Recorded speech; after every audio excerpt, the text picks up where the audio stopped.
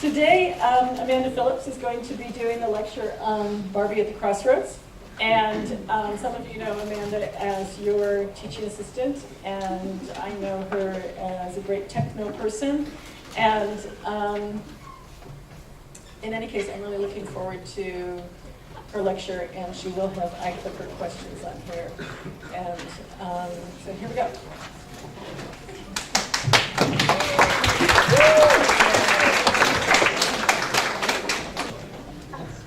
Try not to lose my microphone. Okay, so I'm running a Mac and not PowerPoint, and apparently iclicker doesn't know how to work with not PowerPoint, so we're going to be creative with the questions. We'll see how they work. So I'm Amanda. I'm one of the TAs for this class. I teach the Wednesday 8 a.m. and 9 a.m. sections.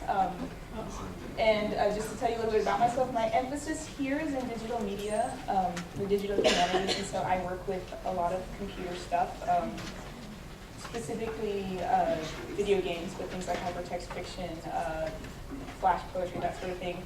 It's all fair game. So to start off, you know, we have kind of a fetish in academia with clever, catchy titles. So my title for this lecture today is Barbie at the Crossroads.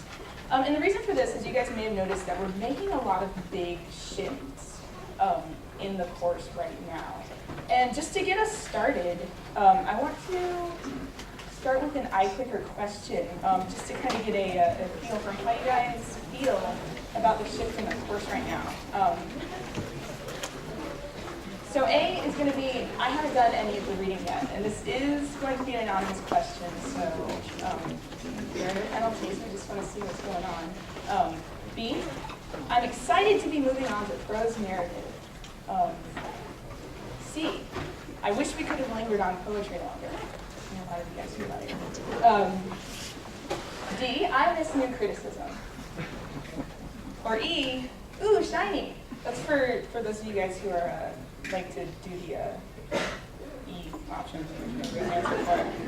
So we're going to start the polling, and I think I'm going to have to get out. So polling's open, and here are your answer choices. It's not anonymous. Oh. All right. We're stopping that one. We can delete these questions. There we go. It's anonymous now. Sorry about that. Go. I won't look, I promise. We won't judge you.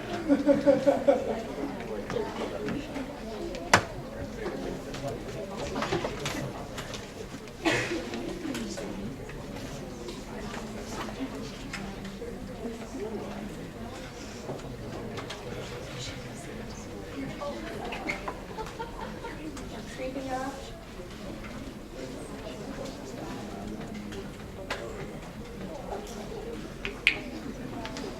All right, you have till 45 seconds to get your answers in.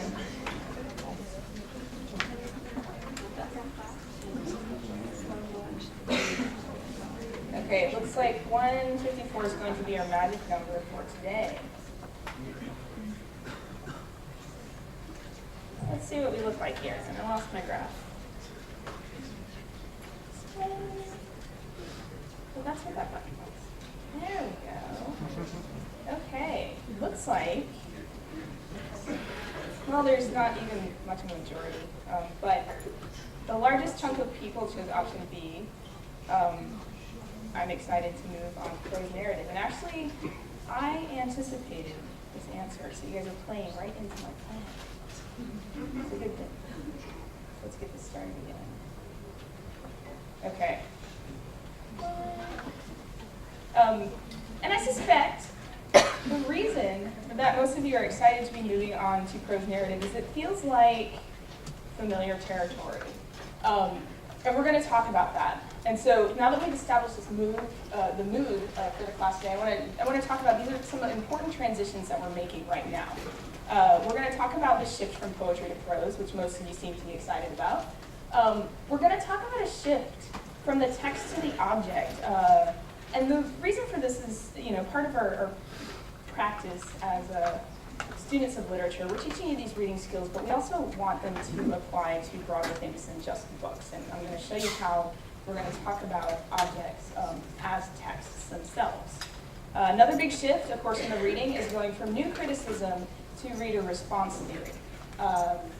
And this is also something that I suspect, based on some of the conversations that go on in my section forums on Gaucho Space, that you guys would be really enthusiastic about. And finally, if we have time, I want to talk a little bit about the transition from the real to the virtual, because reader response theory works quite well with some of the texts that I work with. And luckily, we have tour guide Barbie here to help us out. And so pay attention for tour guide Barbie, because she's going to appear when we have some really important things to say. I hope you guys recognize her from Toy Story 2. I had this horrifying thought that, thank you. I had this horrifying thought that maybe that was before your time, but I don't think it was. Okay, so let's talk about shift from poetry to prose. And I'm going to make a few generalizations, and these are things that students, you may sense about prose, and that makes you feel more comfortable with it. The use of language is more natural. So most of the time, it is not necessary for us to do like we've done with the poetry assignments and go through and paraphrase it into real language so that you can figure out what's going on, right? In general, of course, with generalizations, in general, language feels more natural in prose. And that's a good thing for most people. There's less emphasis on meter and rhyme. Now, this is one thing I heard of somewhere.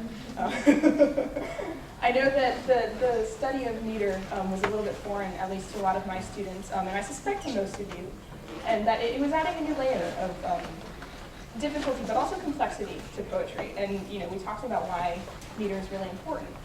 It's not that meter doesn't matter in prose, but it is less. There's less of an emphasis in prose language just because it focuses on more natural language. There's also less emphasis on structure. So there are very few prose forms where, like the sonnet, you're limited to 14 lines or so many syllables. So yeah, less emphasis on structure than in poetry, sorry. More emphasis on narrative, which of course we know there are plenty of narrative poems out there. But when you see a prose work, you tend to expect narrative to be something that's going to be happening in this piece. And finally, meaning, in terms of language, is less dense. This goes again with natural language. A good friend of mine likes to say that the unit of meaning in poetry is the syllable, whereas in prose, we think of it more on the level of the sentence, right? So you're packing less, or you're packing perhaps the same amount of meaning, but into a broader space. So density, for those of you science people, it's less dense when you have more areas to spread your stuff out. All right, this is teacher Barbie.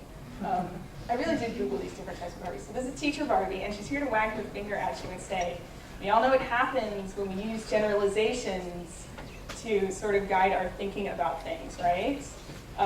And so I want you guys to be aware that this list that I gave you, while it is useful, cannot form the basis of your understanding of these short stories and novels that we're about to go through in this quarter. Teacher Barbie says, don't drop what you've learned.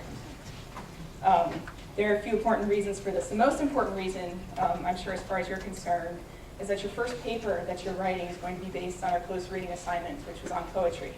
So you cannot forget. It's not like we're out of the woods yet. We still have to grapple with all of these terms that you may find, a little difficult. Prose is merely a different mode of literary expression than poetry. Okay, the sort of the operations in place are still the same across the board. So things like meter, imagery, alliteration, metaphor, all of these literary devices are still in play for prose language. So don't think that we don't have to look at symbolism in prose and we don't have to look at meter in prose because it pops up. Can anybody think, if you've read, there were only 17% of you who didn't.